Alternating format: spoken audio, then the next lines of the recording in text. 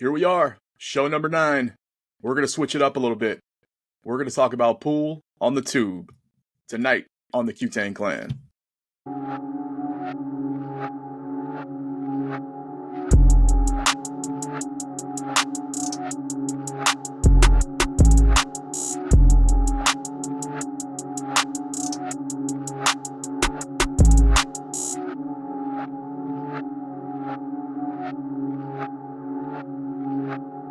Good evening, fellow Qers and Qettes. I always like to start off the show. I want to thank everybody for being here. That means so much to me. I appreciate everybody's feedback and comments and wishes and all that stuff. I also want to thank everybody for watching everybody who tuned in for the 75-minute epic reunion show with me and Level 2 Jay. That was very impromptu. Like we talked about at the beginning of the show, me and him, we did a lot of shows on Instagram, and we had very big plans to take everything to YouTube and just make the show huge. Following a difference of opinion, we decided to just put a hard pause on everything and just do our own thing for a while, and that's what the Cue Tang Clan developed into. It was just a way for me to take the energy and want to do this show set atmosphere or whatever you want to call it. I wanted to take that to YouTube, so that's what that went into. But like we spoke about, we never hated each other. We never pointed a finger and said bad shit to each other. We just merely put it off, went and did our own thing. And when the time was right, when both of us being mutual fans of Robbie Capito and him having that big win, so when the time was right, that brought us together, and we were able to do that epic show that you guys seen a couple weeks ago. Man, it's almost like I'm still coming down from it, man. It was such a good show. We got such good positive feedback and a ton of views. So thank you guys for that. Tonight, I wanted to, just put a pause on the product stuff, and I wanted to talk about pool in the movies and on TV. Someone who used to be involved in acting and drama and cinema is something I hold near and dear to my heart, almost as much as pool. I'm 44 now. I'm not a dinosaur, but I'm not a kid or an old man. One thing I I usually bring up with players of all types, but I noticed this with players that are in their 30s and below.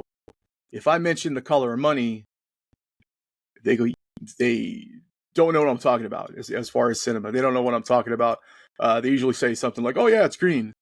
Nobody has seen this movie. I know it was in the mid '80s, and that's light years beyond of what people watch now. But it always baffles me in this industry.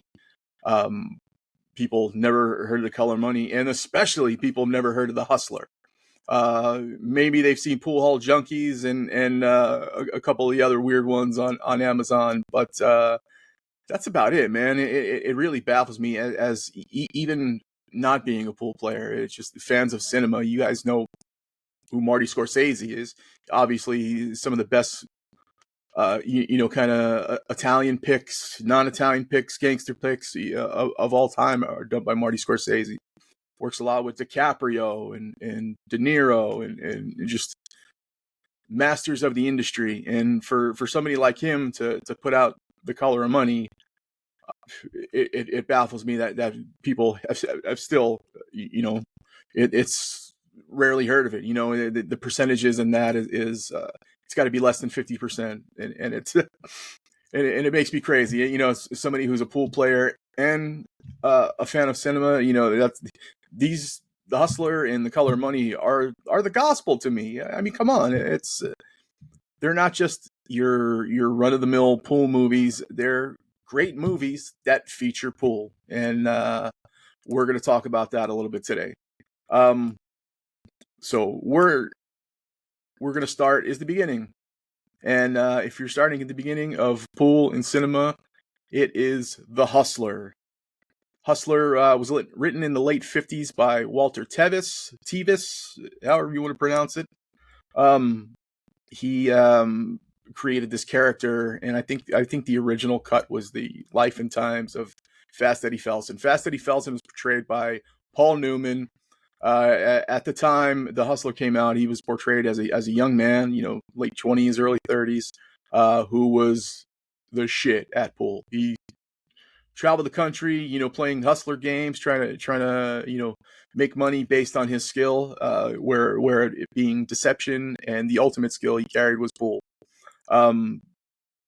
The big pool player at the time, in this movie was portrayed by Jackie Gleason, another all-time legendary actor. He portrayed Minnesota Fats.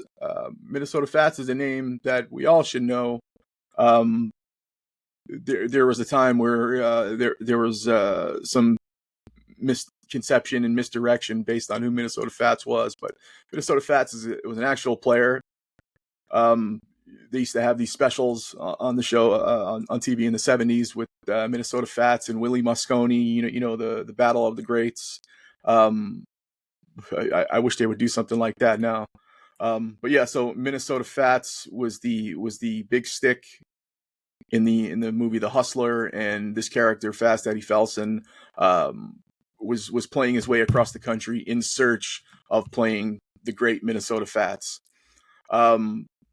Here's a spoiler alert for everybody. I'm going to talk about it, the plot, and maybe a little bit in the ending, but it still shouldn't deter you guys, those who haven't seen it. It shouldn't deter you guys to go and watch it. So anyway, Fast Eddie Felson is on his way across the country in search of playing Minnesota Fats. He's playing his hustling games and misdirection, to earn money.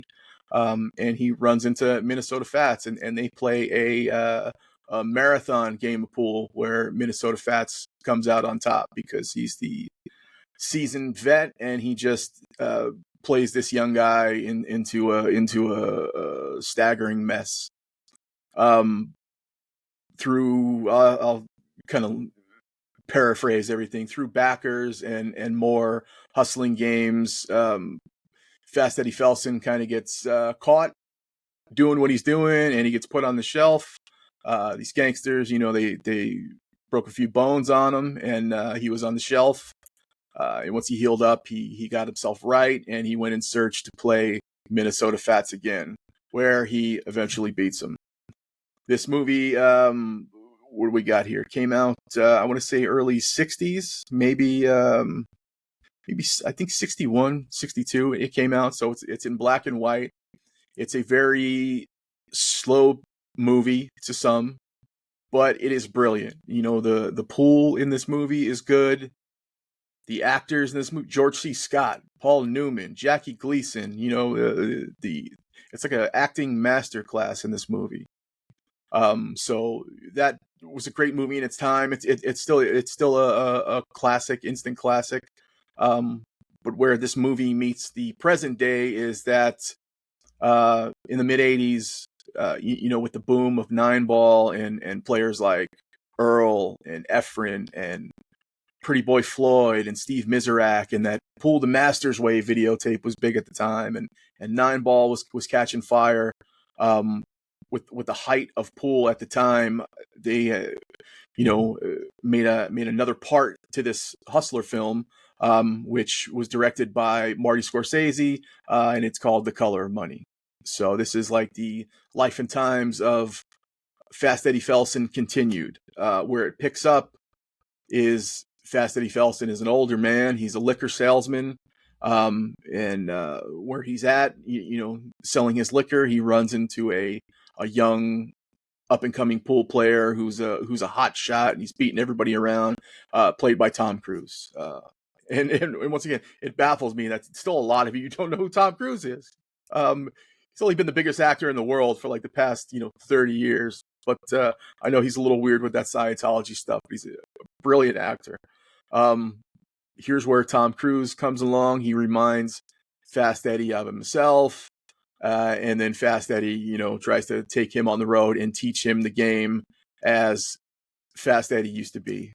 Along the way, they have a falling out, and that kind of brings Fast Eddie back into the game where he's playing himself. And once again, much like The Hustler, this is a teacher versus student ending. There was a match that one player kind of threw away, and it led the other to believe he was better than he was. And at the ending, at the crescendo of the film, they get together for one final match, and you don't see the outcome of it, but it leads you to believe that it's happening. So yeah, those that's The Hustler and The Color of Money, both with your same main character being Fast Eddie Felson, portrayed by Paul Newman. I wish I can talk about those two films. I see I'm at 10 minutes now. I wish I could talk about those two films in depth for hours, but like I said, I'm just paraphrasing this for you because I want you guys to go and watch these films and experience these films and just let the movie play. Don't look at what cue he's using, which is Balabushka. It's funny in that movie, the famous cue used that is passed around between student and teacher is a Balabushka model. George Balabushka, if you haven't heard of him, a very famous cue maker from years ago, always made the very high end cue. In the movie, though, we heard later, obviously, that the cue used in the movie was actually a Joss N7, and they still sell that cue today. It's the Color of Money copy cue. It's I think it's around $700. But yeah, it's obviously it's identical to the Balabushka referred to, and obviously it's identical to what's used in the movie. But yeah, I wish I could talk about those movies all day. But for time's sake, I just want to give my strong synopsis of them and opinion of them, and I want you guys to go and view those movies for yourself, and then in the comments below, message me, DM me, whatever. Let me know what you think. Give me an honest review, because these two movies are very high up, I guess in people that critique films. They're two very well put together movies, very well acted movies, that just happen to feature pool. And obviously, us being pool players, that's something that we love. So just go and watch the movies and let me know what you think. But these are two movies in the pantheon of pool movies that are on the Mount Rushmore. Last movie, I wanted to talk about 3 films and then a TV show. The last film I wanted to talk about was Pool Hall Junkies. That came out in the early 2000s. Mars Callahan wrote, directed, starred in the movie, along with some other well-known actors. Ricky Schroeder, who I've worked with many, many years ago. Chaz Palminteri, you guys know him from The Bronx Tale and movies like Jade. And Christopher Walken. Christopher Walken's a legend. Who hasn't seen The Deer Hunter? And these guys been everywhere, but they're kind of backed in the movie by those two really monster actors. Pool Hall Junkies is probably the equivalent of a B film, which is like a lower level film, lower budget film, not no summer blockbuster. But the pool in it is actually good. The pool is really good. So that's what endears us to this movie. But that movie, it's a tale as old as time. It's a retired hustler who loved the game, was great at the game, and people didn't want him to play it for whatever reason. So he gets out of the game, and then his younger brother takes in his footsteps and gets in trouble, and he has to come back and resort to his skill of playing 9-ball to get his brother out of this jam. Anyway, it's Mars Callahan, Ricky Schroeder. There's a lot of great quotables in there. There's a lot of great pool. I think the highlight of the film is the Christopher Walken Lions motivational speech that he gives Mars Callahan at the end. I did a great, I did a parody video a couple years ago with, using Christopher Walken's speech in that movie and lion heads and everything like that. It's such a really good speech. Like even if you're not playing pool and you're going to do something and you listen to this speech, it would motivate the shit out of you. But it's a really good speech. It's too late to be scared. It's time to kill. I'm going to the other room. You come out when you're ready.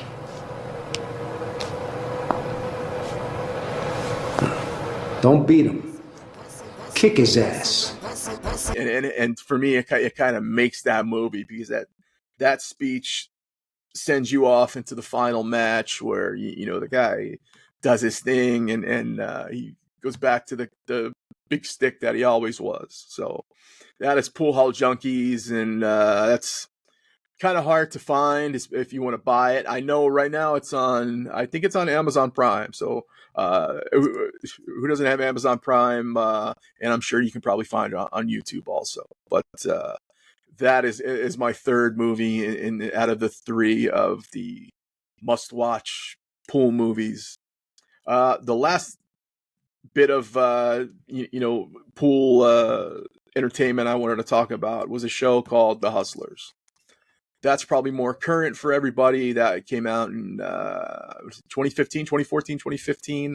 It was on trutv. It was a reality series based on pool hustling. Very East Coast based.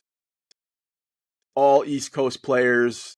It was at the now closed Steinway Billiards in Queens, and it featured guys like Mike DeShane, Jared Clowry. They represented the Boston guys, and then names that everybody kind of knows who's involved, but big East Coast names: Emily Duddy, Jen Beretta, her husband Greg McAndrews, Scott Simonetti, and he was with Barona at the time. Smiley, William Finnegan, the tournament director, the mouthpiece for East Coast Pool. This was a show. The pool in this show was brilliant, well shot, well explained. They even at times, broke down different shots. These guys are playing against one another, trying to cut each other's throats. For money and for places on this list. There was a ranking list in the show. It was 1 through 5, and then it later went through 1 through 10, best to worst of this group of pool players. So they were always playing each other, trying to beat each other, and they really did a great job of explaining shots where they would tilt the table, darken the table, put the lines on the table to show you some of the shots that are played. Did a very great job explaining the lingo. If you're looking for entertainment and an education, I suggest watching this show, The Hustlers. Once again, this was only for one season, 10 episodes, 10 like 45-minute episodes. But I loved it. I wish they would have done more seasons. Especially, I love Jen Beretta and Mike DeShane. Who doesn't want to see those people playing each other and playing throughout this series? I mean, I absolutely loved it. I'm really upset that it didn't go longer than that, because those episodes are something that I cherish and continually watch. I believe you can find those on iTunes, Apple Store. I think it's $20 for the 10 episode seasons, but that's a must watch. If I was gonna recommend, obviously the movies are different than a reality show, but if you were looking on an education based on pool hustling and nine ball, and just the scene in general, I would suggest watching The Hustlers. Good show. Matter of fact, I think a couple years ago when Jay used to do the roundtable, he had Mike DeShane on, and Mike briefly spoke about The Hustlers. His partner, his friend in the show, Jared Clowry, it was a fellow New England Boston pool player. Jared Clowry was involved in the Boston Marathon bombings. He was hit by shrapnel and all that. And I know for a time it really affected his game mentally and physically. I hope he's all right and past that now, because he's a really phenomenal player. Through there's smaller tours that go across the East Coast, and I know he was always a name that was at the top of the charts. So yeah, this is like going like 9-10 years ago now. That's crazy, man. That this stuff's flying by. I really wish that, in a time where they're trying to push the game and grow the game, this is stuff that adds on to the game in its favor. It's very easily to say, hey, we're having a tournament, World 9-Ball Tour. We're in Jeddah and England and all that stuff. That's great. But for people that are on the fence about tuning in, having stuff like this to support what the game is, I think helps greatly. Who wouldn't want to watch a little reality show with Fader and Christina, where they're living their life and playing pool. We watch it on Instagram, through stories and briefly, I really think a reality show would help support these guys, give them a face, and let them be the rock stars that they're trying to create, with all the money they're putting into these tours. So I wish, if anybody's watching this, the 6 of you who are watching this, maybe you can get some of this info out there. I really think it would help support the tour. Give these guys a personality and a face, and then the people are going to flock to see what they can really do. That's really all I got for now. I wanted to talk about those 3 movies and that show. Kind of do a little change of pace from equipment and the big news of the big giant show that me and Jay did together. Real quick, June 1st, I'm going to announce a giveaway with Roy and Magic Rack. I'm really excited about that. That's going to be fun to do. That's probably coming up at the end of the week. Yeah, in a couple days now. Yeah, June 1st. This year is creeping by, guys. Yeah, so be on the lookout for that. Me and Roy from Magic Rack, we're going to be giving away Magic Racks, the official Magic Rack of the WNT. So if you want the best template rack in the game, obviously the rack that's chosen by the flagship company, you'll be on the lookout for this giveaway. Always thank you guys for joining me. I really appreciate it, and the support and the comments. I really want to grow this thing.